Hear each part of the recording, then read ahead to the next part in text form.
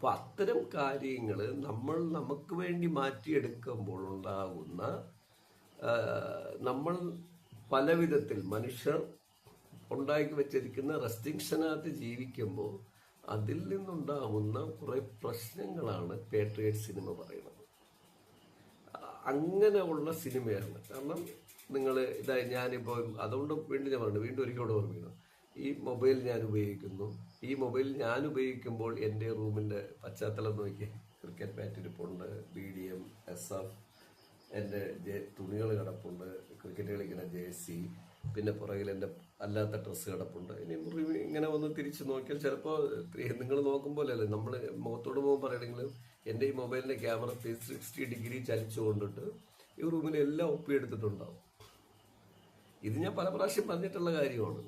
കാരണം ആൻഡ്രോയിഡ് മൊബൈലൊക്കെ വന്ന കാലം മുതൽ സാറ്റലൈറ്റിലോട്ട് നമ്മൾ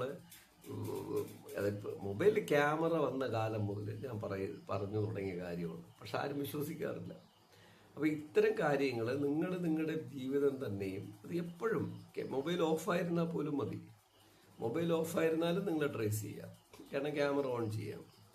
കാരണം എന്ത് തന്നെ എല്ലാം ഒരു കൺട്രോളിൽ കൊണ്ടുവരിക എന്നുള്ളത് അത് പ്രകൃതി നിയമമാണ്. നമ്മൾ എന്ത് ചെയ്താലും പ്രകൃതി അതിൻ്റെ ഒരു കൺട്രോളിൽ നമ്മൾ വച്ചിരിക്കും. അത് തിരിച്ചറിഞ്ഞിട്ടാണ് നമ്മൾ ഈ സിഗ്നലുകളെ പിടിച്ച് ഒരു അബ്സോർവറിൽ വെച്ച് നമ്മൾ കൺട്രോളിൽ കൊണ്ടുവരിക എന്ന് പറയുക. അങ്ങനെ കൺട്രോളിൽ കൊണ്ടുവരുന്നതാണ്. അപ്പം അങ്ങനെ ഞാൻ കൺട്രോളിൽ കൊണ്ടുവന്ന് എനിക്കൊരു സിസ്റ്റം ഉണ്ടാക്കി വെച്ച് എനിക്ക് ഈ ലോകത്തുള്ള എല്ലാം തന്നെ നിയന്ത്രിക്കാൻ പറ്റും. ഞാൻ അതിനു വേണ്ടിയുള്ള പടയൊരുക്കങ്ങൾ നടത്തും. അത് പോസിറ്റീവായിട്ട് എടുത്ത ഗുണമാണ്. ഇപ്പം നമ്മൾ പ്രകൃതിക്ക് പലതും പ്രശ്നങ്ങളുണ്ടാവുന്നു, മനുഷ്യന് ജീവജാലങ്ങൾക്ക് ദോഷമായി മാറുന്നു. അതൊക്കെ നമ്മൾ തിരിച്ചറിഞ്ഞിട്ട് നമ്മൾ അതിജീവിച്ച് മുന്നോട്ട് പോകുന്നുണ്ട്. പക്ഷെ അത് അല്ലാതെ ഉപയോഗിച്ച ഇതെല്ലാം മനുഷ്യരുടെ പ്രശ്നമാണ്.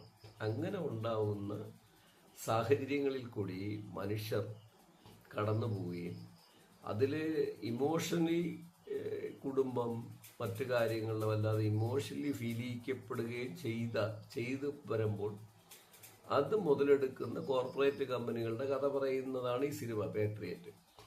ഇതാണ് പേട്രിയറ്റ് സിനിമയുടെ ഫുൾ കഥയല്ല, ബേസിക് സ്റ്റോറി. അങ്ങനെയാണ് ഈ പടം പോണത്. അപ്പോൾ ഞാൻ എൻ്റെ പ്രേക്ഷകരുടെ ഞാനൊരു കാര്യം പറയുകയാണ്.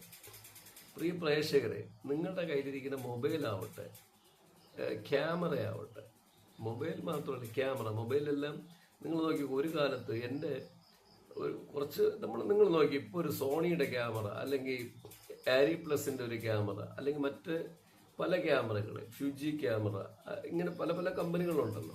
ഇത്തരം കമ്പനികളുടെ ഒരു ക്യാമറ വാങ്ങിക്കാൻ നോക്കുക ഇപ്പോഴും 1-1.5 ലക്ഷം രൂപ വിലയുണ്ട്. അത് നിങ്ങൾ